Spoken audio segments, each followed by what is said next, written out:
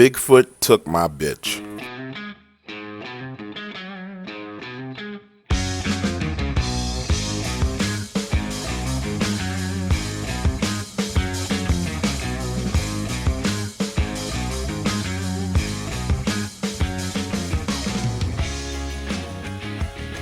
It was 2009 and a very, very exciting time for me in my life.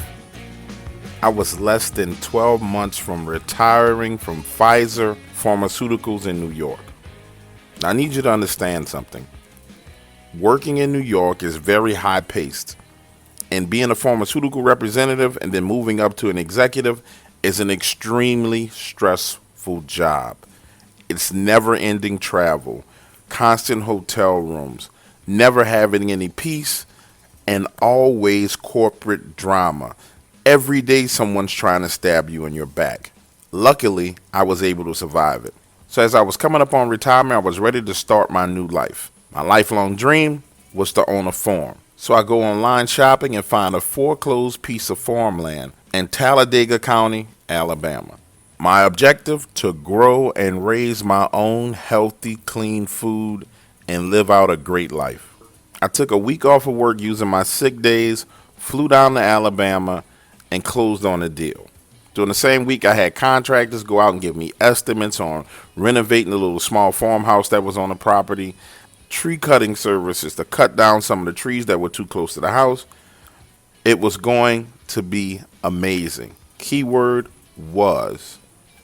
Looking back on it, I should have known there were some problems, because right after I went back to New York, I get a phone call from the very first contractor, and he says they're abandoning the job. When I asked him why, he said I had wild animals on the property and he didn't want his men in danger. So I go about hiring a second contractor. He gets to work. A month later, he's calling me saying the exact same thing.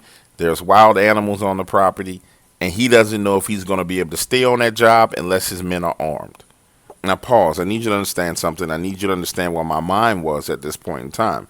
The very first contractor, I gave him $20,000 to start the job.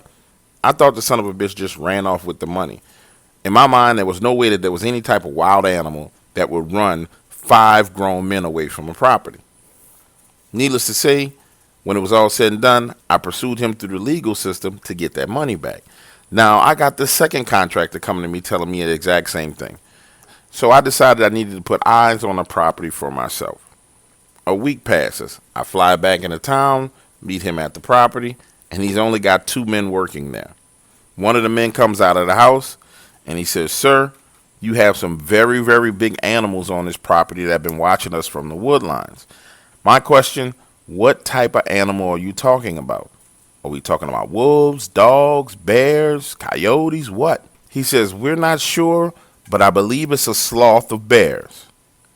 That led to a conversation between me and the contractor, doing a change order on the contract that put up a temporary fence around the house, and things moved forward with no more problems. Several months pass, and I finally retire. Talk about excited.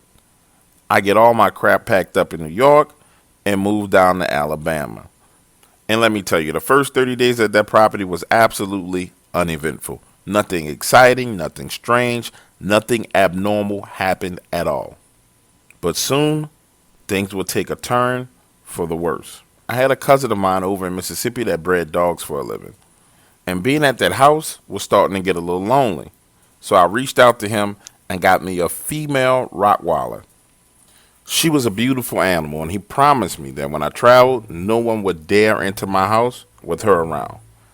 For the next month or so, the property was busy with workmen. Some building chicken coops, others running equipment, digging wells. I had solar panels installed. Things were coming around, and it was starting to look like what I envisioned of my dream house. Then one night, I'm home watching TV when Ruby starts growling, moving from room to room around the house. And old girl, she was worked up. So I grabbed my shotgun and head out the back door to take a look. Through the darkness, I could see what looked like a tall person walking. He had just moved past the drill that they were using to dig the well. Then, he was going into the woodlines. I come back inside, close the door, and think to myself, What kind of drunk idiot walks around a man's property at 7 p.m., circles his house, then walks off? The rest of that night, it was quiet, and the next few days were the same. But then, to hear the rest of stuff this started to story, behave click the funny. link in the It was a description. Thursday night, It's and free, as you are well aware YouTube is censoring and demonetizing creators left and right. Dark Waters needs your help reaching you. What do you need to do? Great question. Click the link in the description, submit your name and email address, and then listen to the story. It's simple, and don't be lazy. Click the link now.